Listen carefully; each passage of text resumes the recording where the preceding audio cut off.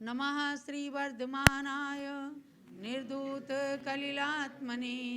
सालोकानां त्रिलोकानां यद्विद्यादर्पणाय ते।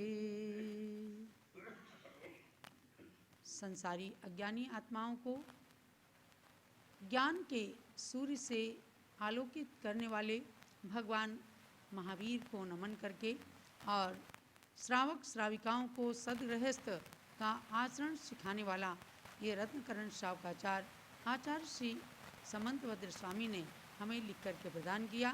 इसके माध्यम से आपने सम्यक दर्शन ज्ञान चारित्र की महत्ता को जाना और इस बात को जान लिया है कि गृहस्थ भी देश रत्नत्रय का पालन कर सकते हैं, देश संयमी बन सकते हैं और अपने मोक्ष मार्ग को इस युग में भी पंचम काल में भी साकार कर सकते हैं। अंत में संलेखना मरण की बात आई और ये जो प्रकरण 7वें अध्याय का अंतिम अध्याय का चल रहा है, श्रावक की 11 प्रतिमाएं। श्रावक की 11 प्रतिमाओं में से आपने 8 प्रतिमाओं का स्वरूप जान लिया। दर्शन प्रतिमा, व्रत प्रतिमा, सामायिक प्रतिमा, प्रोषधोपवास प्रतिमा, सचित्त त्याग प्रतिमा, रात्रि भुक्ति त्याग प्रतिमा, ब्रह्मचर्य प्रतिमा और आरंभ त्याग प्रतिमा। इनके स्वरूप को जाना कि गृहस्थ में रह करके भी आरंभ त्यागी बन करके और अब क्षुल्लक ऐलक बनने की तैयारी में किस तरह से प्रयत्न करना है। अब 9वीं प्रतिमा की ओर आ रही हूँ। इस प्रतिमा का नाम है परिग्रह त्याग प्रतिमा, अर्थात इसका पालन करने वाले, परिग्रह का त्याग करने वाले परिग्रह त्याग प्रतिमाधारी श्रावक श्राविका कहे जाते हैं। अब इनका लक्षण सुनिएगा। बाह्येषु दशसु वस्तुषु ममत्वमुत्सृज्य निर्ममत्वरितः स्वस्थः संतोषपरः परिचित्तपरिग्रहाद् विरतः धन्य धान्यादि 10 भेद रूप जो बाह्य परिग्रह माने हैं, इनसे ममत्व को छोड़ सतत जो निर्ममत्व मन ठाने हैं, वे स्वस्थ और संतोषी बन परिग्रह त्यागी प्रतिमा धारे। कुछ वस्त्रादिक बस रख करके बाकी का त्याग करें सारे। धन धान्य आदि 10 प्रकार का परिग्रह होता है। इनसे ममत्व को छोड़ करके जो निर्ममत्वरतः निर्ममत्वपने को निर्मोही हो करके और स्वस्था संतोषपरा, संतोषपरा माने संतोषी बन करके, अर्थात जो कुछ वस्त्र बर्तन आदि अपने खाने योग्य रहने योग्य सामग्री है, इनको रख करके उसमें संतोष रख करके और स्वस्मिन् स्थिता स्वस्था, अपने में एकदम स्वस्थता की अनुभूति करते हैं, अर्थात अपने में स्थित होने का प्रयास करते हैं। वह परिचित्त परिग्रहाद् विरतः, वे स्वस्थ और संतोषी रहते हुए परिग्रह त्यागी प्रतिमाधारी कहलाते हैं। तो आपने जाना कि एक श्रावक भी धीरे धीरे करके घर के परिग्रह का त्याग करके उनसे विरक्त हो करके प्रतिमाओं की ओर आगे बढ़ता है तो 9वीं प्रतिमा तक आ जाता है। परिग्रह 10 प्रकार का होता है। क्षेत्रम वास्तु धनम धान्यम द्विपदम च चतुष्पदम शयनासने च यानम कुप्यम भांडमिति 10 परिग्रह कौन से हैं? तो क्षेत्र, वास्तु, धन, धान्य, दासी दास, चतुष्पद माने गाड़ी मोटर, शयन आसन, यान, कुप्य, भांड, इस प्रकार के ये 10 प्रकार के परिग्रह कहलाते हैं। इनमें ममता का त्याग करना माने मूर्छा भाव का त्याग करना, ये कहलाता है परिग्रह त्याग। तो परिग्रह त्याग करके फिर घर में रहना अत्यंत कठिन होता है, अर्थात फिर धीरे धीरे करके घर के परिग्रह से विरक्त हो करके साधु संग में रह करके ये प्रतिमा अच्छी तरह से पालन की जाती है। तो त्याग मार्ग पर आगे बढ़ने वाली ये 9वीं सीढ़ी आपने पढ़ ली है, जान लिया है।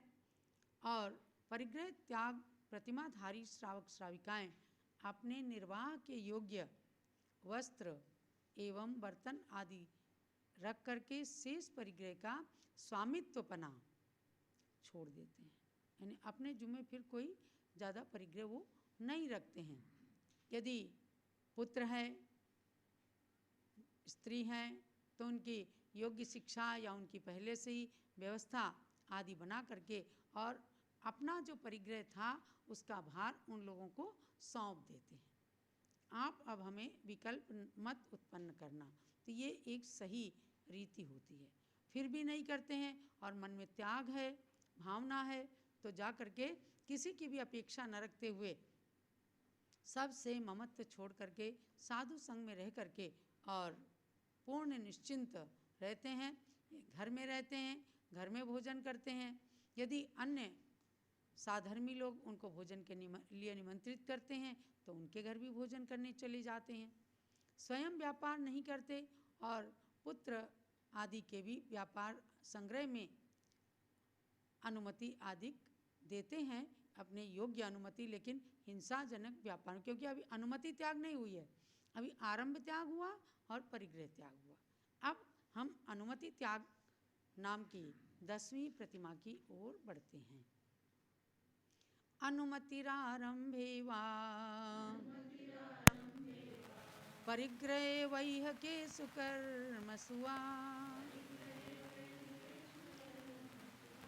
नास्ति खलु यस्य समधि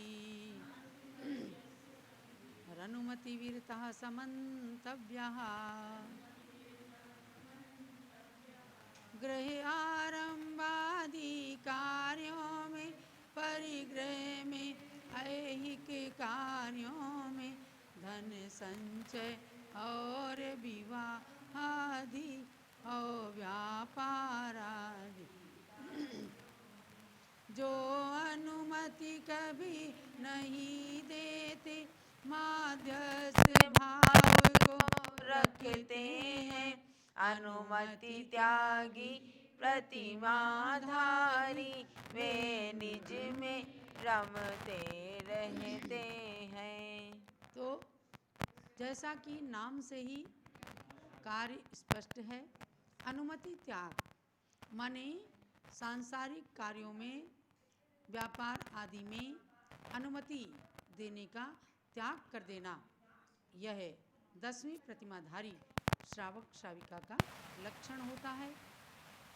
तो अनुमति आरंभे वा यानी निश्चय से आरंभ में, यानी खेती आदि के कार्यों के आरंभ में, अथवा परिग्रह में सोना चांदी धन आदि के परिग्रह में, अथवा ऐहिकेषु कर्मसु यानी ऐहिक माने श्लोक के संबंधी कार्यों में, यस्य जिसके अनुमति ही नास्ति जो अनुमति नहीं देते हैं, यानी जिनके अंदर से अनुमति देने का भाव खत्म हो गया है, वह समधि माने समान बुद्धि का धारक, यानी आत्मा में समता परिणति रूप बुद्धि के धारक होकर के वे श्रावक अनुमति विरतः मंतव्य, उनको अनुमति त्याग प्रतिमा का धारी जानना चाहिए, मानना चाहिए।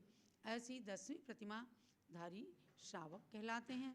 तो 10वीं और 11वीं प्रतिमाधारी श्रावक उत्कृष्ट श्रावक कहलाते हैं। 11वीं प्रतिमा में आगे क्षुल्लक के व्रत हो जाते हैं, अलग के व्रत हो जाते हैं, लेकिन 10वीं प्रतिमा के अंदर भी अनुमति त्याग जब हो जाती है तो घर के सारे आरंभों में, यानी कमाई आदि करने के लिए किसी प्रकार की अनुमति देने का उनका त्याग हो जाता है। तो सब में मध्यस्थ भाव रख करके और 10वीं प्रतिमा का पालन करते हुए मुनि व्रत धारण करने की भावना की ओर अग्रसर हो जाते हैं। अब आगे चलते हैं। एक प्रतिमा और बची है, उद्दिष्ट त्याग प्रतिमा।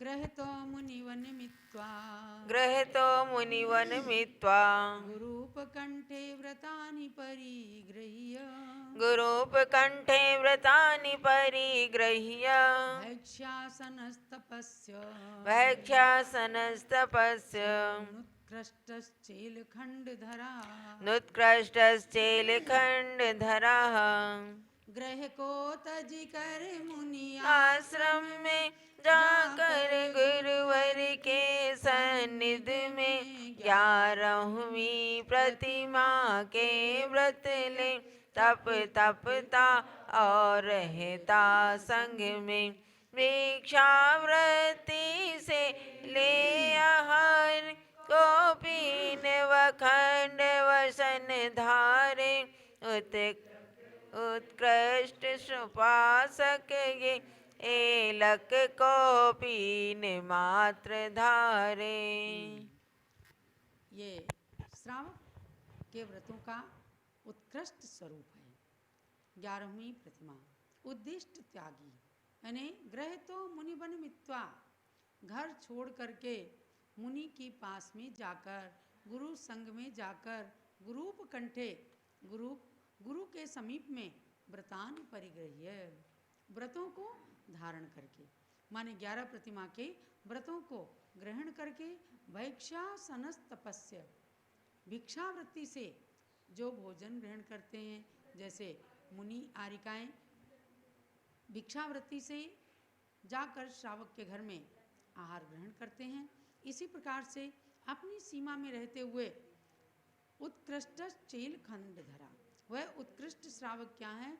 चेल खंड धरा, माने कि वस्त्र के एक खंड को धारण करते हैं, यानी लंगोटी और दुपट्टा इनका चिन्ह होता है।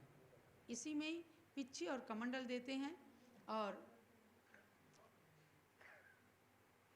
ये लंगोटी और दुपट्टा दे करके, पिच्छी कमंडल दे करके आगे मुनि व्रत की साधना के लिए उनको शुल्लक के और ऐलक के व्रतों को प्रदान करते हैं गुरुजन। यही परंपरा शुरू से चली आ रही है। आचार्य शांति सागर महाराज ने भी पहले क्षुल्लक दीक्षा धारण की और अनेक क्षुल्लकों को दीक्षा दी, और इसमें पिच्छी कमंडल देते हैं।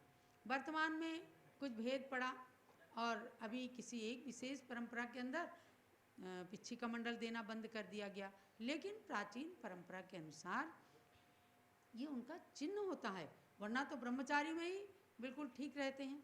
तो क्षुल्लक और ऐलक को पिच्छी कमंडल दे करके संघ के अंदर गुरु लोग रखते हैं, उनके साथ ही चतुर्संग में वे अपनी साधना को करते हुए उत्कृष्ट श्रावक के व्रतों का पालन करते हैं। इस प्रकार से 11 प्रतिमाओं का आपका वर्णन समाप्त हुआ। आज के स्वाध्याय का यही सार समझना है कि क्रम से घर में रहकर पुनः घर का त्याग करते हुए 1 से लेकर 11 प्रतिमा तक का पालन करते हुए उत्कृष्ट श्रावक के व्रतों के द्वारा अपने मोक्ष मार्ग को साकार करना है। जावाणी के ज्ञान ते सूजे लोकालोक, सोवाणी मस्तक चढ़ू सदा दे तुहूँ ढोक। हे जिनवाणी भारती तो ही जपू दिन रैन, तो तेरी शरणा गहे सो पावे सुख चैन। ज्ञानमती को नित नमो ज्ञान कली खिल जाए, ज्ञान ज्योति की चमक में जीवन मम मिल जाए। चलो द्वादशांग मई जिनवाणी माता की जय।